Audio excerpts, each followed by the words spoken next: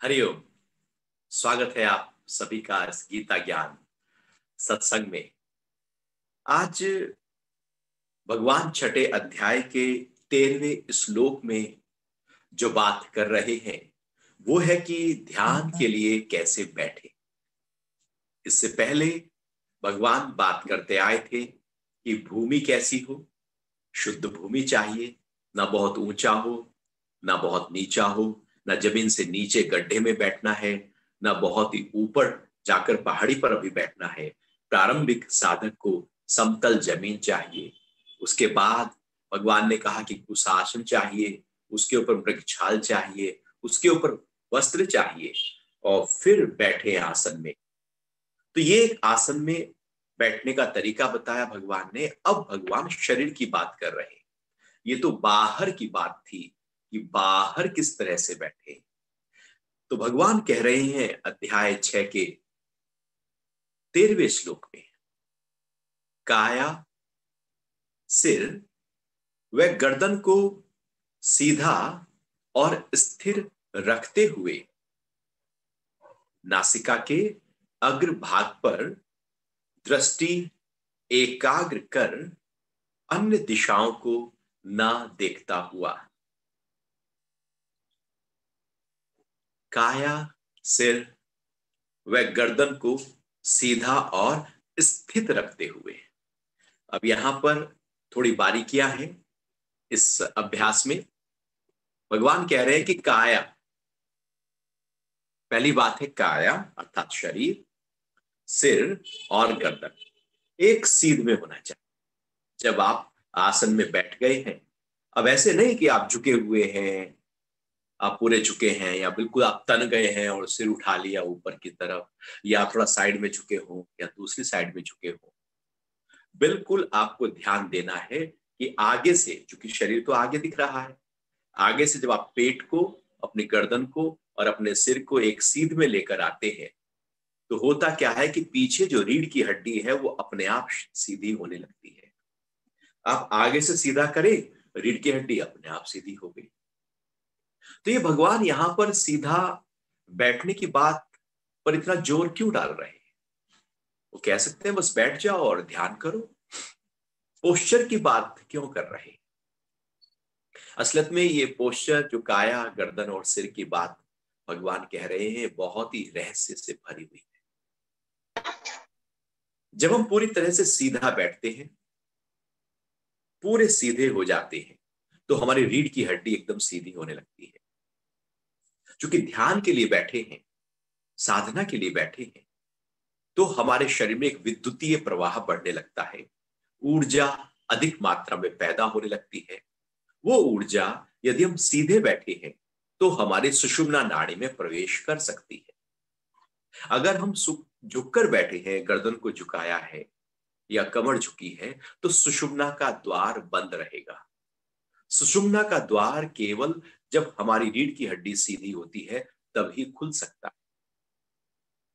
तो ईड़ा और पिंगला नाड़ियों को, चूंकि पहले भगवान कहते आए हैं कि योगाभ्यास करो, ईड़ा और पिंगला नाड़ियों में बहते हुए प्राण को हम और बैलेंस करके, जब हम अंतर्मुखी, हम कुंभक करते हैं, तो जो प्राणा है वो सुषुम्ना में जाकर, जब तीन बंद लगाए जाते हैं तो सुषुम्ना में जाकर वो एकदम आघात करता है और सुषुम्ना का द्वार खुल जाता है। वैसे भी हम एक सामान्यतया यदि देखें तो एक बहुत ही उत्साह से भरा हुआ व्यक्ति है, बस उल्लास है, उमंग है, बहुत ज्यादा कोई प्रॉफिट हो गया है, बहुत इच्छा जो उसकी थी लंबे समय से वो पूरी हो गई है। आप देखना उसका स्वभाव से उसका सिर थोड़ा सामने हो जाएगा, एकदम छाती उभर के आ जाएगी, कंधे पीछे की ओर हो जाएंगे, कमर एकदम सीधी हो जाएगी। बॉडी जो है, जो उसकी लैंग्वेज है, शरीर की जो भाषा है, वो कुछ कहने लगेगी। वो कहने लगेगी कि शरीर ऊर्जा से भरा हुआ है। जब शरीर सीधा होता है तो ऊर्जा से भरा हुआ होता है, और जब शरीर झुकने लगता है तो ऊर्जा वहां पर अब ह्रास हो रही होती है। या यूं कहें कि बिखरी हुई ऊर्जा वाला व्यक्ति अपने पोस्चर को गड़बड़ा कर रखता है, और सधी हुई ऊर्जा वाला व्यक्ति अपने पोस्चर को सीधा रखता है। अब जैसे कोई डिप्रेस है, दुखी है, परेशान है, हताश है, ऐसे कुछ बस उसका दुख ही दुख आ गए हो, तो आप देखना उसका पोस्चर, वो अपना सिर झुकाए हुए, कमर एकदम ढीली करके, कंधे आगे की ओर ऐसे बैठ जाएगा जैसे मुंह लटका के, जैसे सब कुछ लुट पिट गया हो। जब दुख मन में छा जाता है तो शरीर का जो जो लैंग्वेज है, जो भाषा है, वो गड़बड़ा जाती है और हमारी कमर झुक जाती है। अर्थात मन का असर तन पर पड़ता है। यदि मन में दुख है तो हमारा शरीर कभी भी सीधा, दुखी व्यक्ति ऐसे सीधा नहीं चलेगा, और सुखी व्यक्ति ऐसे कभी ऐसे नहीं बैठेगा उत्साह से भरा हुआ। तो यदि हमारे अंदर दुख है तो हमारा पोस्चर गड़बड़ा जाएगा। इसलिए कहते हैं ना भैया, मुंह लटका कर क्यों बैठे, मुंह तो सीधा करो कम से कम। तो ये पोस्चर यदि हम दिनचर्या में भी देखें, आप भी ऑफिस में बैठे हैं, घर पर बैठे हैं, यदि आप सीधे बैठे हैं और कमर को जितना सीधा किया हुआ है, एक तो उतना आप कम थकेंगे। क्योंकि जब भगवान कह रहे हैं कि अपनी काया को, गर्दन को सीधा करो, रीढ़ की हड्डी को सीधा करो, तो जैसे ही हम सीधे हो जाते हैं, गुरुत्वाकर्षण का प्रभाव हमारे ऊपर बहुत ही कम से कम होने लगता है। रीढ़ की हड्डी एकदम सीधी होकर गुरुत्वाकर्षण का जो पुल है, लगातार खींचने की प्रक्रिया है नीचे की तरफ हर चीज को, तो शरीर को यदि हम तिरछे हैं, झुके हैं, तो उसका अलग अलग कोण बनाकर जो ग्रेविटेशन फोर्स है वो खींच लेगी अपनी तरफ। अन्यथा काफी हद तक हम ग्रेविटी के प्रभाव से बच जाते हैं। तो जब हम सीधे बैठेंगे तो आप जल्दी से नहीं थकेंगे। लंबे समय तक यदि कहीं बैठना हो तो सीधे बैठना। अक्सर हम झुककर बैठते हैं इसलिए हम थक जाते हैं। ऑफिस में भी थक जाते हैं, घर पे भी सोफे पे बैठे बैठे थक जाते हैं। आजकल तो सोफे भी ऐसे ही होते हैं, वहां पर कमर झुकी जाती है, एकदम धस जाता है व्यक्ति। कुर्सियां भी अलग प्रकार की डिजाइन की जाती हैं। आराम जहां पर है वहां पर शरीर का स्वास्थ्य कहीं खोने लगता है। तो शरीर को जब भी बैठे, केवल ध्यान के लिए नहीं, एक आदत हो जाए कि मुझे अपनी कमर को, अपनी गर्दन को, सिर को एक सीध में रखना है। तो जैसे ही हम एक सीध में रखते हैं, हमारी ऊर्जा ऊर्ध्व गति करना प्रारंभ कर देती है। व्यक्ति के अंदर उत्साह भरने लगता है, उमंग और उल्लास आ जाता है। जैसे ही आप सीधे होते हैं, आप ऊर्जा से भर जाते हैं और हमारे मन में नेगेटिव थॉट्स निकल चुके होते हैं। आप वॉक कर रहे हैं और आप ऐसे सिर सीधा करके वॉक करें तो आप पाएंगे कि नेगेटिव थॉट नहीं है। और आप सिर झुकाकर जमीन को देखते हुए, नीचे देखते हुए यदि आप चल रहे हैं तो समझ लेना चाहिए कि विचारों की एक बाढ़ लगातार मन के ऊपर एकदम दौड़ रही है। झुका हुआ सिर विचारों से भर जाता है, क्योंकि ग्रेविटी अपना काम कर रही है। उठा हुआ सिर विचारों से खाली हो जाता है। तो यदि दिन भर हम अपने पोस्चर को ध्यान दें, जैसे आज मोबाइल में हम अधिकतर अपने समय को लगाते हैं, तो उसमें क्या करते हैं, गर्दन झुकी रहती है। आप सुबह से उठे, आप ब्रश कर रहे हैं, गर्दन झुकी है, नहा रहे हैं, गर्दन झुकी है, आप खा रहे हैं, गर्दन झुकी है। अक्सर हम लैपटॉप पर हैं, मोबाइल पर हैं, हमारी गर्दन, हमारा पोस्चर ठीक नहीं है। नतीजा है कि मन में थकान है, मन में तनाव है, क्रोध है, चिड़चिड़ापन है, उद्विग्नता है, वो क्लैरिटी नहीं है, क्योंकि हमारा पोस्चर सहयोगी नहीं हो रहा है ऊर्जा को ऊर्ध्व गति देने के लिए। तो अपने पोस्चर को अपने मन के अनुकूल, मन को बुद्धि के अनुकूल, बुद्धि को अपने उस प्राणा के अनुकूल हमें बनाना होता है। इसलिए भगवान इतनी बात कर रहे हैं कि अपने पोस्चर को ध्यान। तो पोस्चर को ध्यान ध्यान के समय भी देना और वैसे भी देना। एक आदत हो जाए कि कमर को सीधा रखना है। इसलिए योग के इतने सारे आसन हैं जिसमें हम कमर को आगे पीछे कमर को मोड़ते हैं। तो आगे पीछे मोड़कर अलग अलग आसनों के माध्यम से हम अपनी रीढ़ की हड्डी और उसके आसपास की मांसपेशियों को मजबूती देते हैं, जिससे कि वो जब ध्यान के लिए बैठे तो लंबे समय तक सीधा होकर बैठे, वो मांसपेशियां थके नहीं, वो आराम में रहे। यदि वो थक गई तो हम वैसे लुढ़क से जाएंगे, लुढ़कना नहीं है। इसलिए उन मांसपेशियों को ताकत देनी है, कमर को सीधा रखना है। तो भगवान ने सबसे पहली बात शरीर को सीधा रखने की कही, और साथ साथ कहा कि स्थिर भी रखना है। ऐसा नहीं कि हिलाना डुलाना है, हमारा शरीर बहुत हिलता डुलता है। आप कभी बैठो और कहो मन को कि मैं कुछ देर के लिए, 5 मिनट के लिए आराम से बिना हाथ, बिना पैर, बिना गर्दन हिलाए बैठा रहूंगा। आप बैठ जाओ ध्यान की अवस्था में शांत होकर। अब देखना अभी आपको लगेगा अरे कि जैसे कोई खा जा रही हो, आप खुजाने लगेंगे। आपको लगेगा अरे पैर ना बैठे बैठे जैसे सो सा गया है तो पैर बदल लेते हैं, हम पैर बदल लेंगे। लगेगा कि कोई मक्खी आ गई है, उसको हम उड़ाने लगेंगे। कभी आंख खोलकर देखने लगेंगे। हम पूरी तरह से बेचैन हो जाएंगे। हमारे अंदर एक हलचल पैदा हो जाएगी, एक विद्रोह, एक युद्ध छिड़ जाएगा। शरीर की समस्त क्रियाओं का युद्ध छिड़ जाएगा उस शांति के साथ, उस मौन के साथ, उस एकाग्रता के साथ। वो आपको बैठने नहीं देगी। जरूरत नहीं है तब भी कहेगी उठो, जरूरत नहीं है तब भी कहेगी खाज आ रही है। दिन में तो खाज नहीं आती, ध्यान में बैठे नहीं कि खाज आ गई। वैसे तो मक्खी कहीं घूमती नहीं, उस टाइम मक्खी भी आ जाएगी। पूरी प्रकृति आपके ऊपर जैसे आक्रमण सा करना शुरू कर देगी। यदि आप शरीर को हिला डुला रहे हैं तो मन स्थिर कैसे होगा? सबसे पहले तो हमें अपने तन को स्थिर करना है। हम मन स्थिर तब कर पाएंगे। हमारा तन ही इतना हिलता है तो मन कितना हिलता होगा? मन की तो कोई वह मन अपने आप में चंचल है, उसकी फिर क्या सीमा हो सकती है हिलने? तो पहली बात है शरीर को तो साथ लो, शरीर को तो स्थिर कर लो, स्टेबल कर लो, एकाग्र कर लो, ठहरा दो स्टैचू की तरह। जैसे बुद्ध बैठे हैं, बस स्टैचू की तरह बैठे हैं, न जरा सा हिलना न डुलना। जितना शरीर स्थिर होता चला जाएगा, सूक्ष्म स्तर पर हम उतने ही एकाग्र होते चले जाएंगे। शरीर की हलचल बता देती है कि मन में हलचल। तो जब भी आप दिन में रहें और बैठे तो कोशिश करें कि आप बैठे हैं तो सीधे बैठे हैं, और जैसे ही आप शरीर को, उसके क्रियाकलापों को ठहराने में कामयाब हो गए, आप पाएंगे कि आपका मन भी ठहरना शुरू हो गया। लोग मेरे पास आते हैं और कहते हैं ध्यान नहीं लगता। अब कुछ देर के लिए वो बैठते हैं और वो हिलते रहते हैं, तो ध्यान में वो कैसे अपने आप को स्थिर कर पाए?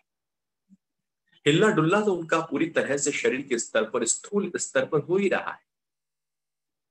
तो स्थूल स्तर पर यदि हिलना डुलना हो रहा है तो फिर वो जो अंदर का स्तर है वो शांत कैसे हो सकता है? तो प्रारंभिक साधक के लिए शरीर को स्थिर करना जरूरी है। दिन भर जब भी आप बैठे अपने शरीर को स्थिर करें। फिर आप पाएंगे जब आप ध्यान के लिए बैठे हैं तो शरीर आपका स्थिर हो चुका होगा, क्योंकि दिन भर की प्रैक्टिस है। अभी हम केवल ध्यान में प्रैक्टिस करते हैं कि शरीर ना हिले। ध्यान में प्रैक्टिस करने का टाइम नहीं है। ध्यान में तो अब पूरी तरह से दिन भर जो प्रैक्टिस की है उसमें उतरने का टाइम है। वो तो परीक्षा हो गई, वो परीक्षा का समय है, प्रैक्टिस का नहीं। प्रैक्टिस तो दिन में करो, कि दिन में करो कि श्वास कब आया और कब गया, कि शरीर स्थिर है या नहीं, कमर सीधी है या नहीं। तो दिन भर जब हमारी ये प्रैक्टिस होगी तो जब आप ध्यान के लिए बैठेंगे तो प्रैक्टिस पूरी तरह से उस समय अपना प्रभाव दिखाना शुरू कर देगी और शरीर स्टेबल हो जाएगा। तो यहां पर भगवान एक तो कमर गर्दन को सीधा रखने की बात कर रहे हैं और स्थिर हो जाने की बात कर रहे हैं। जो शरीर के स्तर पर स्थिर होता है, देखने से ही लगेगा कि उसका मन ठहरा हुआ है, उसका व्यक्तित्व तो कुछ अलग दिखाई देने लगेगा यदि वो कमर गर्दन सीधा करके बैठा है। आप कभी देखना, एक सभा है, बहुत सारे लोग वहां बैठे हैं, कोई एक सीधा बैठा है तो भीड़ में आपको अलग से दिखाई देगा। बाकी लोग नहीं दिखाई देंगे क्योंकि झुके हुए हैं। क्योंकि सीधा है तो ऊर्जा जो है वो ऊर्ध्व गति कर रही है, एनर्जी प्राणा ऊपर की तरफ दौड़ रहा है। तो भगवान यहाँ पर जो सीधा बैठने की बात कर रहे हैं वो इसलिए क्योंकि जो ऊर्जा बढ़ेगी, प्राण शक्ति की जो गति है वो अब ऊपर की तरफ, ऊपर के चक्रों की तरफ बढ़ना शुरू हो जाएगी।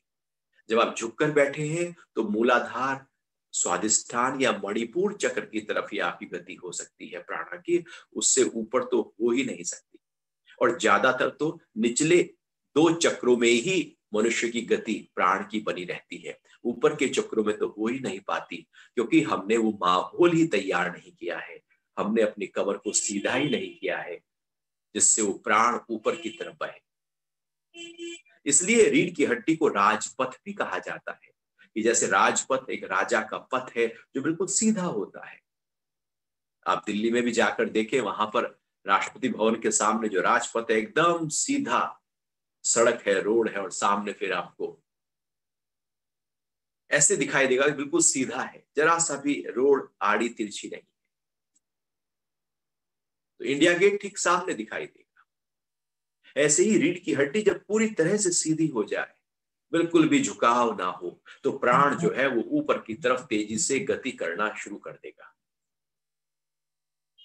इसलिए भगवान ने कहा कि ध्यान में बैठोगे तो शक्ति जागेगी, प्राण बढ़ेगा, ऊर्ध्व गति होगी, ऊपर के चक्र जागेंगे। तो पहले माहौल तो तैयार कर लो, शरीर को उस रूप में रख तो लीजिए। यदि वो उस रूप में रखा ही नहीं गया तो प्राणा ऊर्ध्व गति कभी कर नहीं सकते। फिर भगवान आगे जो अगले स्टेप की बात कर रहे हैं वो कह रहे हैं कि नासिका के अग्रभाग पर दृष्टि एकाग्र कर। तो सीधी हो गई कमर, शरीर का हिलना डुलना बंद हो गया। अब क्या करना है? अब अपनी आंखों को नासिका के बिल्कुल अगले हिस्से पर, जिसको नासिकाग्र दृष्टि कहा जाता है। जब हम अपनी आंखों को भौहों के बीच में रखते हैं तो उसको भ्रूमध्य दृष्टि कहते हैं, नासिका के अगले हिस्से पर रखते हैं तो नासिकाग्र दृष्टि कहते हैं। ये मुद्राएं हैं। अब ये नासिकाग्र दृष्टि जो है, ये भगवान यहां क्यों बात कर रहे हैं? योग के ग्रंथ इस नासिकाग्र दृष्टि की बात क्यों करते हैं? ये आधी आंखें खुली और आधी आंखें बंद की बात क्यों कही जा रही है? ये भगवान शिव को बहुत सारे अलग अलग मूर्तियों में उनकी आधी आंखें खुली और आधी बंद क्यों दिखाई जाती है? ध्यान की अवस्था में बैठा हुआ साधक ये आधी आंखें खुली और आधी बंद में क्यों रहता है? यूं ही या कोई इसका आधार है? कोई आध्यात्मिक एक बहुत ही अनूठी एक प्रक्रिया हो रही है, कोई एक खोज हो रही है, कोई एक प्रयोग हो रहा है, एक ऊर्जा के स्तर पर एक अनूठा कार्य चल रहा है। दिखने में तो लगता है कि आधी आंखें खुली है और आधी बंद है, लेकिन यदि इसके गहराई से देखा जाए तो इसके बहुत ज्यादा दृष्टिकोण होते हैं और लाभ होता है। सामान्यतया जब हम जगत में रहते हैं तो हमारी आंखें खुली, हमारी आंखें खुली हैं और दिन भर हम काम कर रहे हैं। खुली आंखें हमको बाहर से जोड़ती, जगत से जोड़ती। जगत से जुड़ना हो तो आंखों को खोलना पड़ेगा, सपनों से जुड़ना हो तो आंखों को बंद करना पड़ेगा। कई बार तो हम खुली खुली आंखों में सपने देखते रहते, फिर भी काल्पनिक सपने बंद आंखों में बहुत मधुर दिखाई देते हैं, और जगत से जुड़ाव जो है वो खुली आंखों के साथ बहुत अच्छा दिखाई दे रहा है। तो हम दिन भर खुली आंखों के साथ जगत के साथ रहते हैं, पदार्थों के साथ रहते हैं, व्यक्तियों के साथ रहते हैं, और जुड़े रहते हैं, बाहर से जुड़े रहते हैं संसार से। खुली आंखें जोड़ती हैं बाहर से, वो अंदर से नहीं जोड़ेंगी कभी भी। अभ्यास नहीं है तो जोड़ ही नहीं सकती। खुली आंखें केवल पदार्थ और पदार्थों के प्रति आसक्ति और अपने विकारों को पूर्ति के लिए ही लगी रहेगी, वो इच्छाओं को पूरा करने में ही लगी रहेगी। क्योंकि काम वासना में भी फिर वो आंखें खुली चाहिए, क्रोध के लिए भी चाहिए, वो विकारों के लिए आंखें खुली चाहिए, आसक्ति के लिए आंखें खुली चाहिए, इच्छा पूर्ति के लिए और वासनाओं की पूर्ति के लिए आंखें खुली चाहिए। तो जगत से जुड़ना है तो हम आंखों के माध्यम से जुड़ते हैं, और आंखों के पीछे जो इंद्रियां हैं, फिर वासना है, फिर सारा एक कार्य करना शुरू कर देता है। लेकिन यह आंखें बाहर के रूप में सबसे मुख्य हमारा जो स्थूल आवरण है वो आंखें हैं। तो भगवान यहां पर उन्हीं आंखों की बात कर रहे हैं। अब जैसे हम रात को सोने गए, आपने आंखें बंद कर ली, लेकिन नींद अभी आ नहीं रही है क्योंकि मन तो कहीं भाग गया। तो अब मन जो है वो ख्यालों में चला, आप कभी देखना विचारों में चला जाएगा, कुछ प्लानिंग में चला जाएगा, कुछ समाधान में चला जाएगा, कुछ वो करने लगेगा, कुछ कल्पनाओं की तरफ दौड़ जाएगा। या तो पास्ट को खोल देगा, दुख ले आएगा, ग्लानि ले आएगा, हलचल ले आएगा, भय ले आएगा, कुछ ले आएगा, और वो ज्यादातर काल्पनिक होगा। उसका वास्तविकता से कोई लेना देना नहीं होगा। शुद्ध रूप से काल्पनिक विचार बंद आंखों के साथ बहुत तेजी से बहने लगते हैं। तो जब हम बंद आंख कर लेते हैं तो हम पूरी तरह से काल्पनिक स्तर पर चले जाते हैं, और खुली आंख करते हैं तो हम जगत के स्तर पर आकर पूरी तरह से जुड़ने लगते हैं। योग के ग्रंथों में, शास्त्रों में जो नासिकाग्र दृष्टि की बात कही गई है, आधी आंखें खुली आधी बंद, शांभवी मुद्रा की बात कही गई है, उसके पीछे यही और केवल यही तथ्य है कि जब हम आधी आंखें खुली रखते हैं और आधी बंद रखते हैं, तो आधी बंद होने पर हम बाहर से नहीं जुड़ सकते। आप कभी बैठकर देखना, बैठ जाना आंखें आधी बंद और आधी खोलकर, आप देखेंगे धीरे धीरे बाहर की सब चीज आपको धुंधली होनी शुरू हो गई। बाहर की तरफ जो आकर्षण था वो कम होना शुरू हो गया। पदार्थ के प्रति जो हमारा लगाव था, जुड़ाव था, खींच थी, पकड़ थी, वो हमारी कम हो गई। पदार्थ अभाव हो जाता है, पदार्थ अभावनी अवस्था आ जाती है। आधी आंखें खुली और आधी बंद करते हैं। धीरे धीरे धीरे धीरे वो सारा जगत जो है वो सपने की तरह हो जाता है। उससे हमारा जो संबंध है, संपर्क है, वो काफी हद तक टूट चुका होता है, क्योंकि खुली आंखें ही वहां से संबंध बांधती हैं। लेकिन आधी आंखें खुली और आधी बंद, जहां पर हम केवल थोड़ा सा ही सामने का देख पा रहे हैं, और फिर धीरे धीरे धीरे धीरे वो सब धुंधला होता चला जाएगा। तो जैसे ही ये अवस्था में हम बैठते हैं तो जगत से हमारा संबंध काफी हद तक टूट चुका होता है। जगत है, घर वाले हैं, पदार्थ है, धन है, कीर्ति है, सब कुछ है, लेकिन सब होते हुए भी हम उससे अभी जुड़े हुए नहीं। है सब, लेकिन वही डिस्कनेक्ट हो गए, क्योंकि इंद्रियों को हमने विड्रॉ कर लिया है। और आधी आंखें खुली इसलिए क्योंकि बंद कर लेंगे तो फिर कल्पना में चले जाएंगे, फिर वो अंदर का जगत खड़ा हो जाएगा। नहीं तो बाहर का जगत है, नहीं तो अंदर का जगत है। जगत दोनों तरफ है, बाहर का संसार, अंदर का संसार। हमने अपना अंदर भी संसार बनाया हुआ है, बाहर भी संसार है। तो बीच में आने पर इसको संध्या भी समझे कि आंखों की एक संध्या है। जैसे बाहर संध्या काल होता है कि दिन और रात हो रही है, जैसे स्वर जब चेंज होते हैं तो वहां भी संध्या काल में हमारे सुषुम्ना में दोनों स्वर बह रहे होते हैं, या यूं कहें कि सुषुम्ना में प्राण का आवागमन हो रहा होता है। ऐसे ही प्रहर, जो 8 प्रहर हैं, हर प्रहर का एक संध्या काल होता है। तो इस तरह से जो संध्या काल है वो ना इधर का होता है ना उधर का। तो आधी आंखें खुली और आधी बंद ना जगत की होती है, और ना भीतर के अंदर के संसार की और अंदर की कल्पनाओं की होती है। वो वहां से भी हमको तोड़ चुकी होती हैं और बाहर से भी तोड़ चुकी होती है। नहीं तो भगवान कह सकते थे कि पूरी आंखें खोलकर बैठ जाओ, भगवान कह सकते थे कि आंख बंद करके बैठ जाओ। क्यों कह रहे हैं कि नासिका के अग्र हिस्से पर देखते हुए बैठो?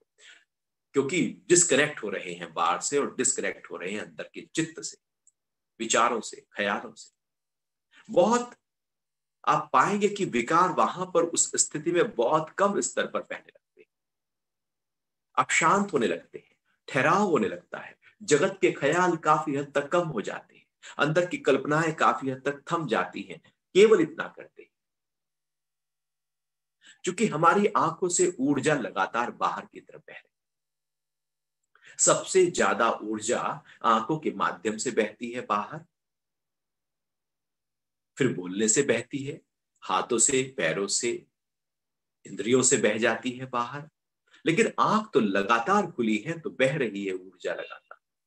जब आधी आंखें खुली और आधी बंद आपकी हो जाएंगी, तो वो जो ऊर्जा लगातार आंखों के माध्यम से बाहर की तरफ बह रही है, वो एक कोण बनाएगी नासिका के। आंख से नासिका को देखते ही ये जो एनर्जी का कोण बनेगा, क्या होगा कि फिर ये एनर्जी लौट कर पीछे की तरफ गति करना शुरू कर देगी। एक ऐसे कोण बनेगा कि देख रहे हैं यहां नाक पे, लेकिन नाक के जो एंड है, जहां से नाक शुरू हो रही है, वहां पर एक टकराहट, वहां पर एक टक्कर होगी। उसको ऊर्जा एक उल्टी तरफ से गति करना शुरू कर देगी।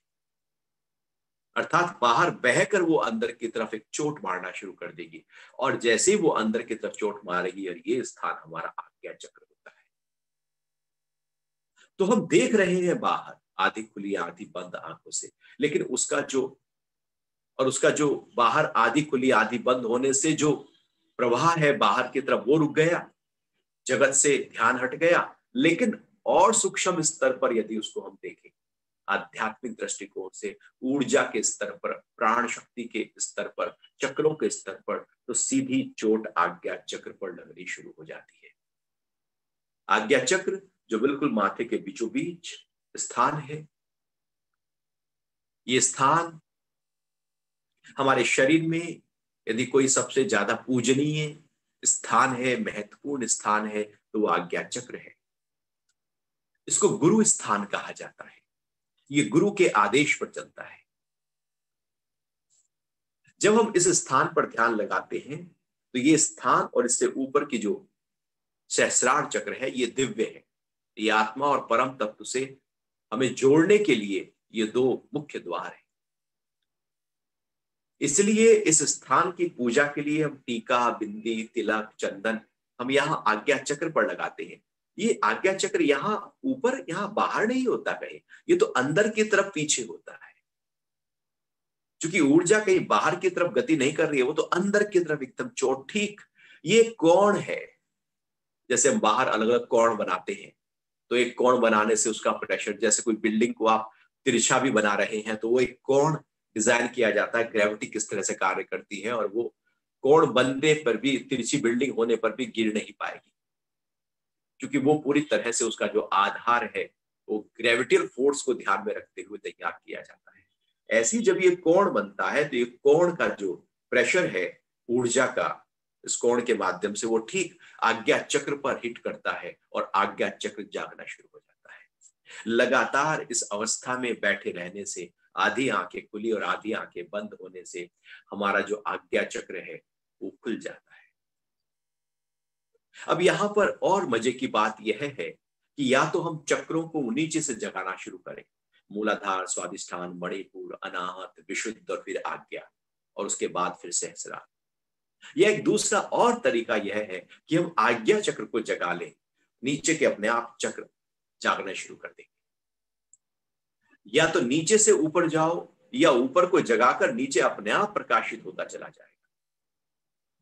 तो यहां पर भगवान एक अनूठी बात कह रहे हैं कि आज्ञा चक्र को जगाओ। चूंकि गुरु जब बात कहता है, तो वो सीधे उस स्थान की बात कहता है जहां पर उसका पूरी तरह से आधिपत्य है। गुरु का जो स्थान है वो मूलाधार चक्र पर उसका अधिकार नहीं शिष्य के, बल्कि उसके आज्ञा चक्र पर गुरु का अधिकार होता है। तो यहां पर भगवान अर्जुन के आज्ञा चक्र को जगाने की बात कर रहे हैं, और उसके लिए एक तरीका, एक विधि, एक उपाय बता रहे हैं, जिससे ऊर्जा का प्रवाह आज्ञा चक्र पर सीधी तौर पर होने लगे। और जैसे ही हम आज्ञा चक्र में जाते हैं, ऊर्जा अंतर्मुखी होना प्रारंभ हो जाती है।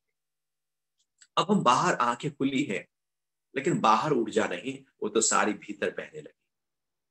हमने आसन, सिद्धासन लगाया हुआ है, पैरों की उंगलियों से जो ऊर्जा बाहर बह रही थी वो भी रुक गई, क्योंकि वो पूरी तरह से हमारे पंजों के, हमारे जंघाओं के साथ पंजे आ गए।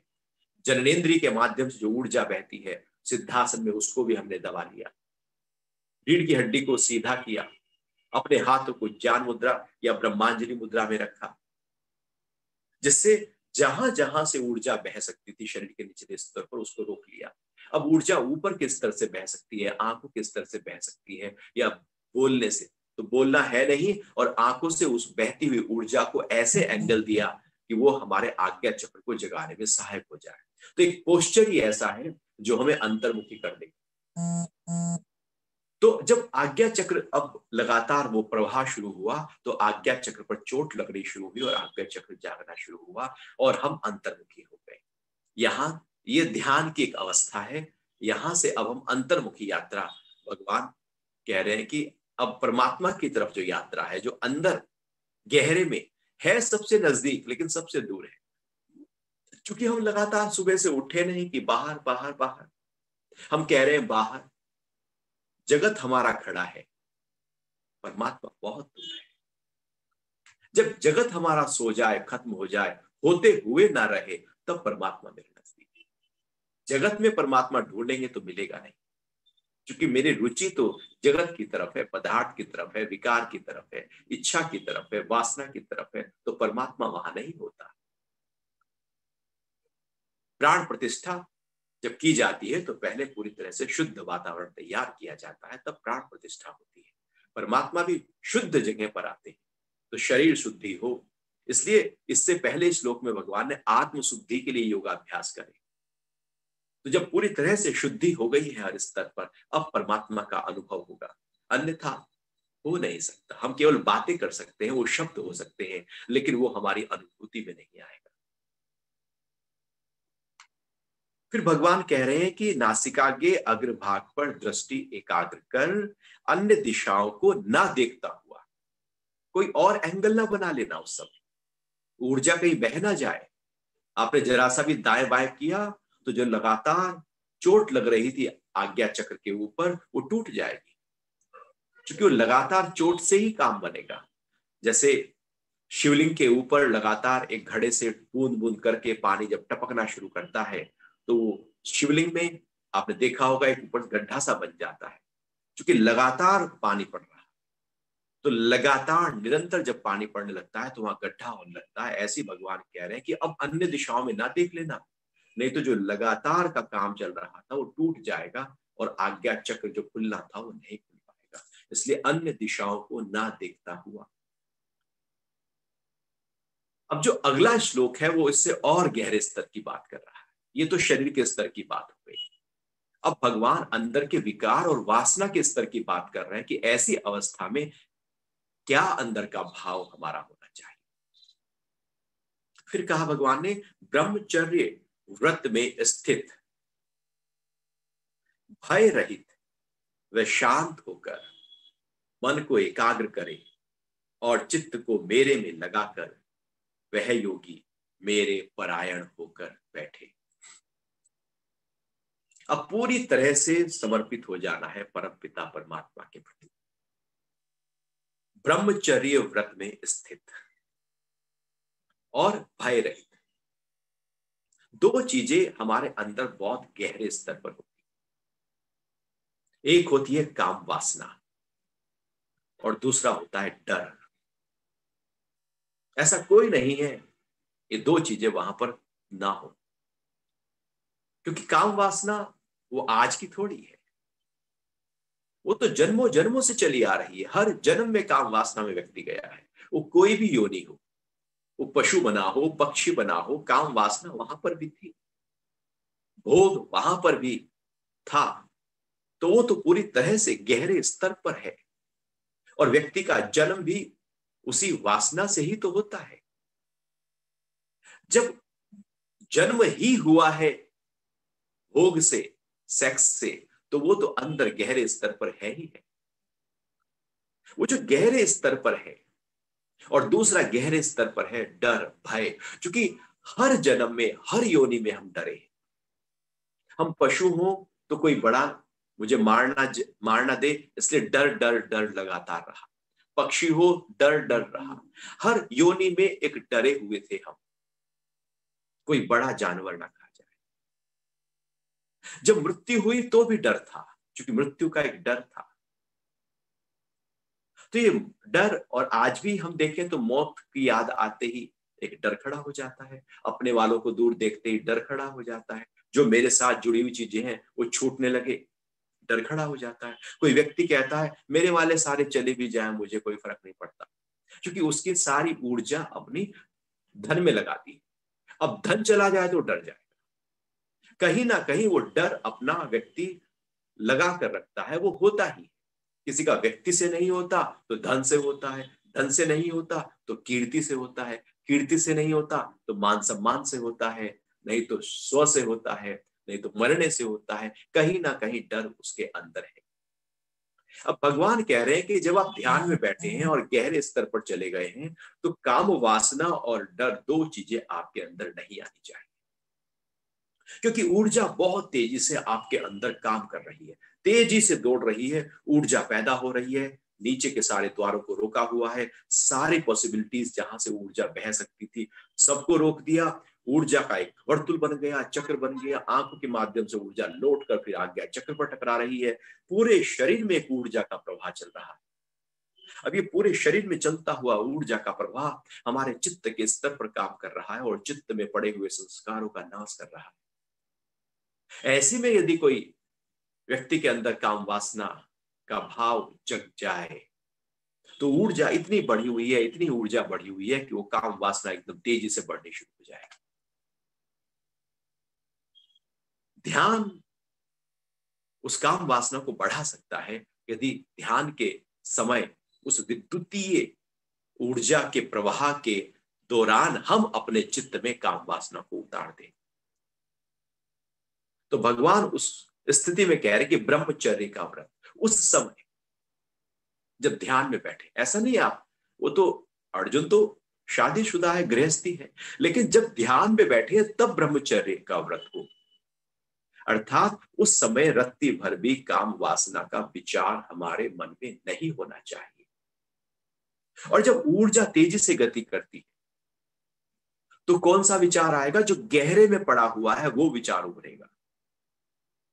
आप भी सोच रहे होंगे हम तो ध्यान में बैठते, काम वासना का विचार तो आता नहीं। अभी ध्यान में बैठे ही नहीं, अभी तो बैठने का उसका केवल एक शरीर को हमने बनाया है, लेकिन वो कोण दिया नहीं, वो ऊर्जा के साथ हमने अभी कोई प्ले किया नहीं, उस ऊर्जा को दौड़ते हुए देखा नहीं। जब आप उसको अनुभव करेंगे तो आप पाएंगे कि चित्त में गहरे में जो पड़ा है वो उभर उभर कर आएगा। जब वासना के विचार उभरेंगे, यदि हमने जरा सा भी उस पर ध्यान दे दिया तो वासना पूरी तरह से ऊर्जा में बह जाएगी, शरीर में बह जाएगी और व्यक्ति कामुक हो जाएगा। तो ब्रह्मचर्य का व्रत उस समय रत्ती भर भी काम वासना का विचार नहीं होना चाहिए। पहले भगवान कह रहे हैं ब्रह्मचर्य अर्थात ब्रह्म के प्रति आचरण हो, ब्रह्म का भाव हो, उसके अलावा वासना का भाव ना हो। इसलिए आज्ञा चक्र जगाने की बात भगवान ने कही, क्योंकि मूलाधार और स्वादिष्ठान चक्र में भोग पड़ा है, काम वासना पड़ी है। आज्ञा चक्र में ब्रह्म भाव है, निचले स्तर पर है।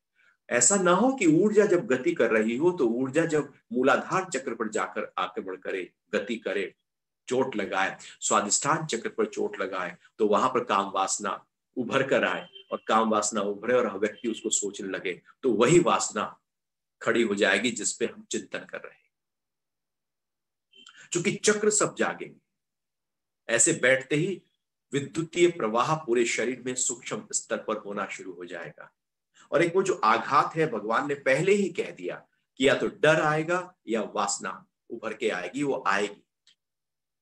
इसलिए ब्रह्मचर्य व्रत का पालन लेना है, ब्रह्म के भाव में अपने आप को टिकाए रखना है। और दूसरी बात कह रहे हैं, भय नहीं आना चाहिए। यदि उस समय भय आ गया किसी भी कारण तो व्यक्ति भयभीत हो जाएगा। ध्यान के बाद ऐसे बहुत से लोग होते हैं जो भयभीत हो जाते हैं, जो डिप्रेस हो जाते हैं, जो पगला जाते हैं, परेशान हो जाते हैं। इसलिए कहा है देखा देखी साधे योग, जीझे काया बाढ़े रोग। क्योंकि वो ऊर्जा के सूक्ष्म स्तर को समझ नहीं पाते और उसके साथ खिलवाड़ कर बैठते। केवल 4 आसन कर लेने का मतलब योग नहीं, वो तो बहुत ही सूक्ष्म स्तर पर गति कर रहा है। तो यदि भय जरा सा भी व्याप्त हो गया तो व्यक्ति भयभीत हो जाएगा, और यदि कोई वासना व्याप्त हो गई तो व्यक्ति कामुक हो जाएगा। इन 2 बातों से, क्योंकि ये 2 चीजें गहरे स्तर पर कार्य कर रही है। एक 90 साल का बिस्तर पर लेटा हुआ जो मरण शैया पर है, उसके अंदर भी डर है, और गहरे स्तर पर यदि वो देखे तो वहां भी काम वासना, शायद क्रोध नहीं रहेगा, लेकिन ये 2 चीजें रह जाए। तो ऐसे में यदि हम भय रहित और ब्रह्मचर्य व्रत में अपने आप को पक्का कर ले तो ये 2 चीजें निकल जाएंगी, वासना भी निकल जाएगी और भय भी, निर्भयता, अभयता पैदा हो जाएगी। उसके बाद फिर भगवान कह रहे हैं कि शांत होकर, भय रहा ही नहीं तो शांति तो अपने आप आ गई। क्योंकि हमारे सारे उपद्रव तो अशांति के कारण से होते हैं। मन को एकाग्र करें और चित्त को मेरे में लगाकर वह योगी मेरे परायण होकर बैठे। इसलिए भगवान यहां पर मेरे परायण होकर बैठना, अर्थात उस परम तत्व जो मेरे ही भी, हे अर्जुन, जो मैं तेरे अंदर हूं, उसके परायण हो जाना, पूरी तरह से समर्पित हो जाना उसके प्रति और लगातार उसको ही अनुभव करते रहना, फिर किसी इच्छा किसी वासना में न जाना।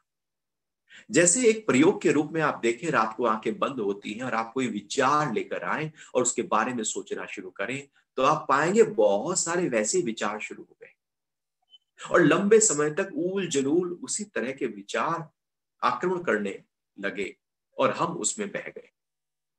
पहला विचार था एक डर का और फिर हम पूरी तरह से डर गए, एक काम वासना का पूरी तरह से कामुक हो गए, एक एक एक आसक्ति का हम पूरी तरह से आसक्त हो गए। एक विचार लंबे समय तक पूरे शरीर में फिर वो घुल जाता है। ऐसे ही यदि काम वासना का विचार उस स्थिति में आ गया तो फिर वैसे ही जैसे रात को सोने से पहले लगातार वैसे ही विचार दौड़ते हैं, वासना का विचार वैसे ही दौड़ जाएगा। इसलिए भगवान ने कहा मेरे परायण हो जाना, केवल मेरा स्मरण करना, मेरे ऊपर समर्पित हो जाना, तेरे बाकी विचार हट जाएंगे। तो मन को एकाग्र करना है, ठहराना है। जो वृत्ति हमारी खंडित होती रहती है, उस खंड खंड होती हुई वृत्ति को एक जगह पर करना है। योग चित्त वृत्ति निरोध, चित्त की वृत्तियों का निरोध हो जाना योग है। यह एक एकाग्रता की अवस्था है। मन की एकाग्रता की अवस्था ही चित्त की वृत्तियों का निरोध है। तो भगवान यहां पर वही कह रहे हैं कि चित्त में अब कोई वृत्ति ना उठे, न वासना की उठे, न काम की, न क्रोध की, न लोभ की, न राग की, न द्वेष की, न भय की। कोई वृत्ति आपके अंदर नहीं उठनी चाहिए, नहीं तो पूरा अनर्थ हो जाएगा। बहुत सावधान। इसलिए ये जो ज्ञान है भगवान यहाँ पर छठे अध्याय में जब पूरी तरह से एक माहौल तैयार हो गया है, पात्र की पात्रता तैयार हो गई है, तब दे रहे हैं। यूं ही नहीं दिया जाता, चूंकि ये गोपनीय सारे ज्ञान होते हैं। व्यक्ति इसको बिल्कुल हल्के स्तर पर जब लेते हैं तो उसका प्रभाव। तो मन को एकाग्र करना है, अर्थात चित्त की वृत्तियां वहां पर पूरी तरह से निरोधित हो जाती है, ठहर जाती हैं, और फिर समर्पण का भाव, ईश्वर परिधान का भाव रखते हुए हम इस आसन में बैठ जाएं। अब उसके बाद जो अगला श्लोक भगवान कह रहे हैं वो भी इसी की ही श्रृंखला में आगे है, कैसे और आगे उसको बलवती करें। एक श्लोक भगवान यहां पर और जोड़ रहे हैं, उसको भी हम पढ़ लेते हैं, क्योंकि बड़ा महत्वपूर्ण अध्याय है साधना की दृष्टि से, इसलिए इसका आत्म संयम योग नाम है। तो अध्याय 6 का ये श्लोक है 15 है, जहां भगवान कह रहे हैं कि इस प्रकार मन को वश में करने वाला योगी मन को आत्मा में निरंतर लगाता हुआ मुझ में रहने वाली शांति व परम निर्वाण को प्राप्त करता है। अब भगवान ने मुक्ति की बात की है, परम निर्वाण की बात की है कि कैसे परम निर्वाण को प्राप्त हो। इस प्रकार मन को वश में करने वाला योगी, जैसे अभी बताया, उसका पूरा एक विधि विधान, एक प्रयोग, उसका तरीका, मन को आत्मा में निरंतर लगाता हुआ। अब भगवान यहां पर आगे बात कर रहे हैं कि मन को अंतर्मुखी किया, मन को एकाग्र किया, उस मन को कहां लगाना है? आत्मा में।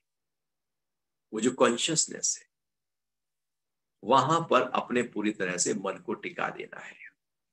वो मन जो बाहर जगत में था, अब वो इकट्ठा होकर, जब मन इकट्ठा होकर पूरी तरह से केंद्रित होकर अंतर्मुखी यात्रा करता है, तो अब वो मन नहीं अमन हो जाता है।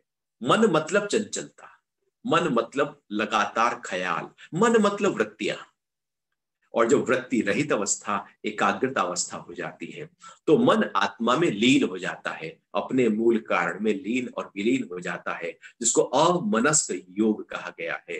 गुरु गोरक्षनाथ अमनी अवस्था कबीर कहते हैं, अर्थात मन जब आत्मा में लीन हो जाए तो वो अमनी अवस्था है, मन नहीं रहा। मन है तो उपद्रव है, तनाव है, क्रोध है, अशांति है, डर है, सारे विकार जो खड़े हैं मन के आधार पर खड़े हैं। मन ही नहीं रहा, मन ही ऊंचे स्तर पर चला गया तो उसके साथ उसके सारे विकार भी चले गए। तो अब यहां पर मन को आत्मा में निरंतर लगाता हूं, अब निरंतर लगाना है, अर्थात जैसे हम ध्यान में बैठे और जब तक बैठे निरंतर आत्मा का प्रवाह हमारे अंदर हो, एक क्षण के लिए भी कोई और विचार ना रोंदे, एक जरा सा भी विचार, रत्ती भर भी कोई जगत का विकार का विचार अंदर नहीं आना चाहिए। निरंतरता का मतलब कॉन्टिन्यूस, जैसे हार्ट से पंप लगातार होता हुआ शरीर में खून दौड़ रहा है, निरंतर हो रहा है, रुकावट नहीं है। रुकावट है तो खत्म। जैसे नदी लगातार निरंतर बह रही है, निरंतरता, सूर्य की किरणें निरंतर आ रही, वहां पर कोई व्यवधान नहीं है, टूट टूट कर नहीं, टुकड़ों में नहीं।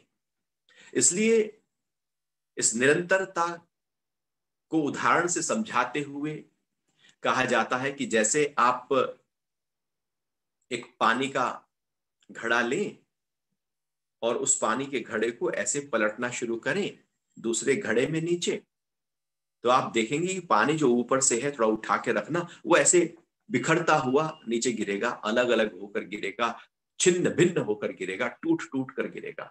एक जैसा सिमटता हुआ इकट्ठा होकर पानी नहीं गिरता, बिखरता हुआ नीचे गिरेगा तो भी बिखरता हुआ जाएगा, वो ऊपर से ही बिखरना शुरू हो जाएगा, बीच में बिखरेगा हवा के कारण से, हवा, और फिर नीचे भी बिखर जाएगा।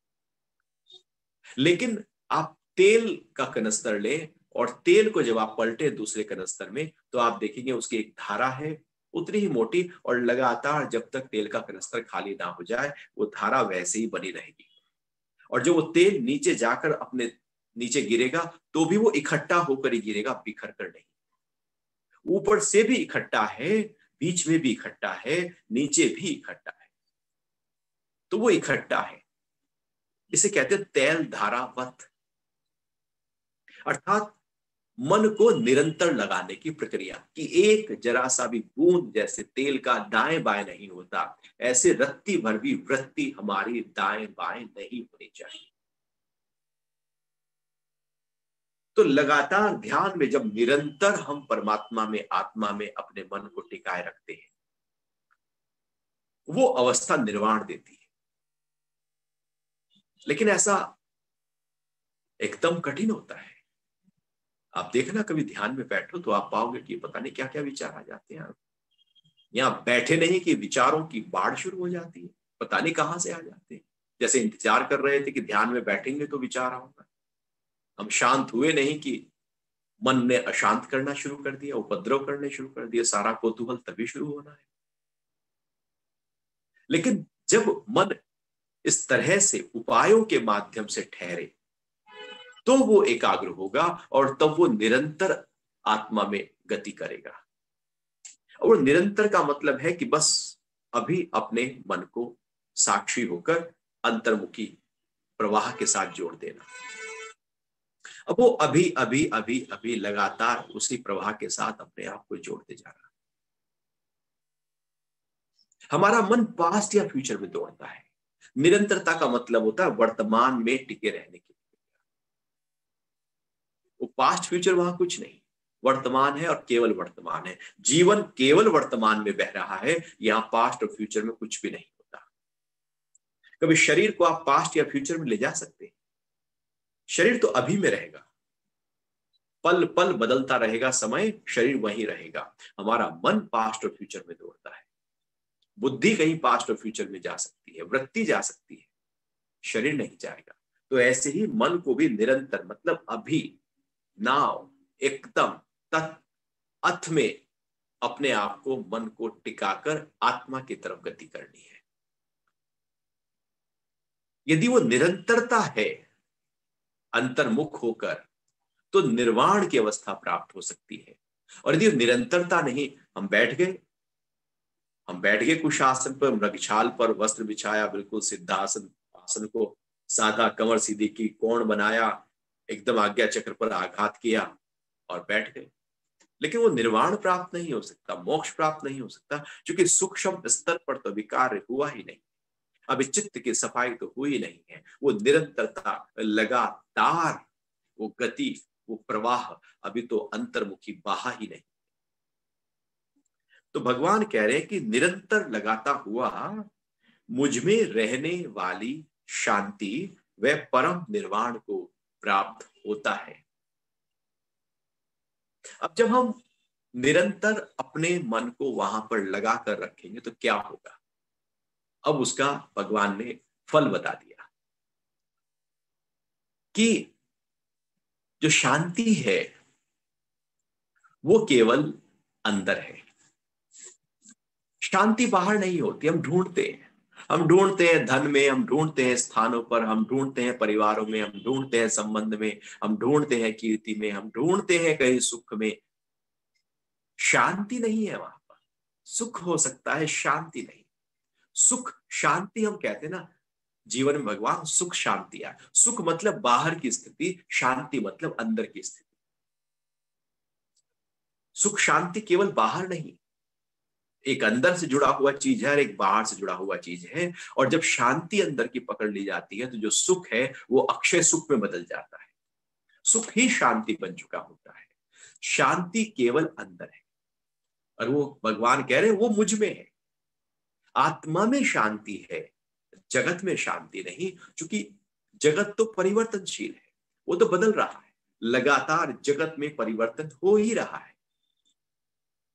जो चीज परिवर्तित हो रही है उसमें शांति कैसे हो सकती है? जो चीज पूरी तरह से ठहर जाए, शांति तो वहां होगी। और आत्मा में ठहराव है, अपरिवर्तनशील अवस्था है, तो आत्मा में शांति है।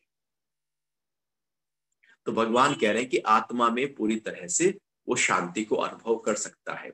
जीवन में यदि शांति चाहिए तो बस अपने से जुड़ना होगा। हम बाहर से जुड़े रहते हैं, सोचते हैं कुछ कीर्ति हो जाएगी, कुछ धन हो जाएगा, कुछ नाम हो जाएगा, कुछ लोग जानने लगेंगे तो पता नहीं क्या हो जाएगा। या कुछ होता नहीं है, न जाने कितने आए हैं, कितनों को जाना और सब चले जाते हैं।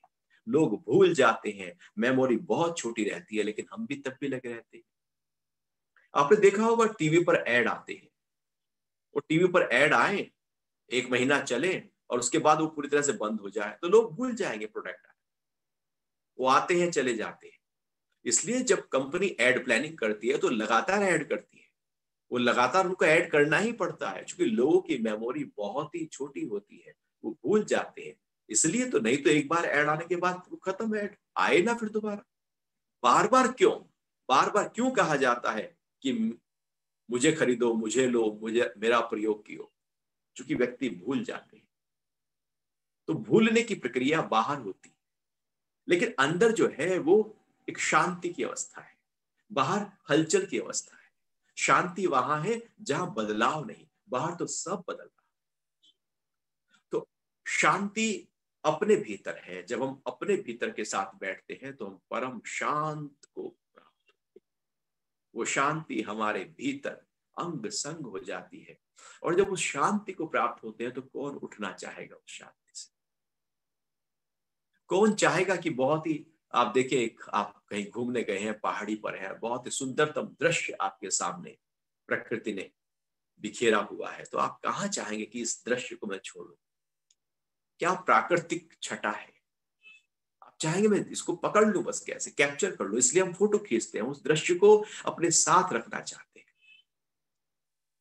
उसमें रहना चाहते हैं, उस दृश्य में जीना चाहते हैं। ऐसे ही वो तो बाहर का है जो बदल जाएगा, लेकिन एक अंदर की शांति है जो बदलेगी नहीं, जो रहेगी ही रहेगी। जब ऐसी शांति, वो परम शांति, मुझ में रहने वाली शांति जो भगवान कह रहे हैं, जब उसका हम अनुभव करने लगते हैं तो वो फिर व्यक्ति लंबे समय तक ध्यान में बैठा रहता है और फिर चाहता है कि बार बार ध्यान करो। इसलिए आठों प्रहर की फिर ध्यान की साधना बनी।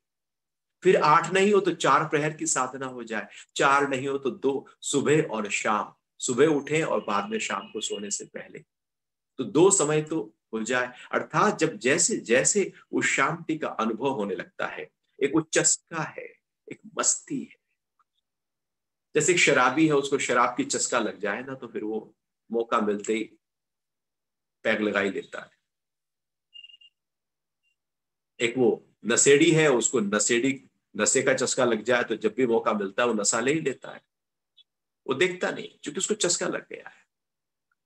ऐसे ही वो सुट्टा लगाने वाला, वो जब भी मौका मिला उसने सिगरेट और अपनी बीड़ी जला ली, मौका मिलते ही जला लेता है क्योंकि वो चस्का है, जिस चाय का चस्का, वो चस्का जब लग जाता है तो व्यक्ति बार बार जाता है। ऐसी ध्यान की गहराइयों में जब शांति का चस्का लग जाता है तो बार बार ध्यान में बैठना चाहता है, क्योंकि वो शांति जो उसने अंदर पाई है वो ऐसी शांति है जो बाहर सारे सुख इकट्ठे भी हो जाए तो भी उसके बराबर हो नहीं सकता, तो भी उसका सानी नहीं, उसका मुकाबला नहीं। वो शांति बहुत ज्यादा गहरे स्तर की होती है। तो परम शांति वह परम निर्वाण, परम निर्वाण अर्थात मुक्त, बस लीन। जैसे दीपक को बुझा दिया जाता है तो कहाँ चली जाती है रोशनी उसकी, वो निर्वाण की अवस्था है, बस वो कहीं चली गई है, वो अब भी है लेकिन वो कहीं है, खो गई। ऐसी पूरे का पूरा व्यक्ति जो है वो है लेकिन वो कहीं अंदर आत्म भाव में पूरी तरह से लीन हो गया, वो बाहर है लेकिन है नहीं। आंखें खुली रह गई लेकिन वो बाहर है ही नहीं, वो बैठा है लेकिन जुड़ा नहीं, वो तो कहीं निर्वाण को प्राप्त हो गया, वो तो आत्मा में ही स्थित हो गया, आत्मा का ही रूप बन गया। और परमात्मा भगवान कह रहे वो परमात्मा का ही रूप बन जाता है। अब वो अलग से कुछ नहीं रहता, मेरा ही रूप बन चुका होता है, क्योंकि उसको असीम शांति प्राप्त हो चुकी होती है और लगातार उसी शांति के भाव में रहता हुआ वो परम निर्वाण को प्राप्त कर लेता है। अब महर्षि पतंजलि इस परम निर्वाण को कैवल्य का नाम देते हैं। कैवल्य मतलब केवली भाव। जब केवल और केवल फकत आत्म भाव रह जाए, उसके अलावा कुछ और ना रहे, कोई चित्त में वृत्ति, कोई ख्याल, कोई वासना न रहे, केवल वही आत्म तत्व रह जाए, केवली अवस्था। वेदांत इसको अद्वैत कहते हैं, कोई कोई दूसरा न रहे, बस वो ही है, दूसरा है ही नहीं, एक ही रह गया, वो ही रह गया। जब केवल वही भाव रह गया कि जहां कोई दूसरा नहीं, क्योंकि मेरा ही तो पसेरा है, परमात्मा ही तो सब जगह फैला है, वो आत्म भाव ही तो सब जगह है। जब हम उस भाव में आ गए तो केवल वही और केवल वही अनुभव होने लगता है। इसको मोक्ष कहा है, इसको मुक्ति कहा है, इसको परासंवित कहा है, परम पद कहा है। अलग अलग शास्त्रों में अलग अलग नाम दिए, ये तो केवल नाम है। नाम तो कुछ भी हो सकता है, एक आम के न जाने कितने नाम हो सकते हैं, लेकिन आम तो जू का त्यों है, नाम हम दे रहे हैं। वो अवस्था जू की त्यों है, जिसने जैसे अनुभव की और जैसे उससे उस समय अनुभव करने के बाद शब्द निकला, उसने वो शब्द दे दिया। कोई कहता है पूर्ण है, कोई कहता है कुछ भी नहीं, शून्य है, कोई कहता है बस परम निर्वाण है, कोई कहेगा परम शांति, कोई कहेगा मुक्ति है, कोई कहेगा आनंद और परम आनंद है, कोई कहता है कैवल्य है। कुछ भी नाम दिया जाए, लेकिन भगवान कह रहे हैं वो ये नाम है केवल, लेकिन स्थिति अवस्था को पकड़ना है, और अपनी उस अवस्था में जैसे ही हम टिक जाएंगे हम उस मुक्ति को प्राप्त हो जाएंगे।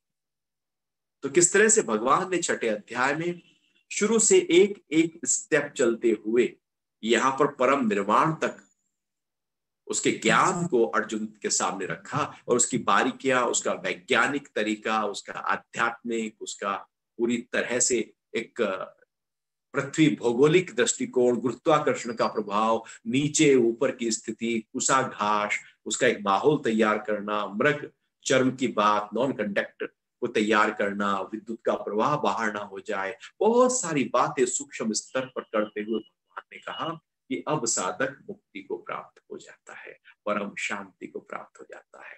तो बड़ा ही अनूठे ये श्लोक थे, इसलिए इसकी व्याख्या थोड़ी और गहरे स्तर पर हुई है। अब भगवान दिनचर्या की बात करते हैं कि हमारी दिनचर्या कैसी हो, कैसे हम खाएं सोएं।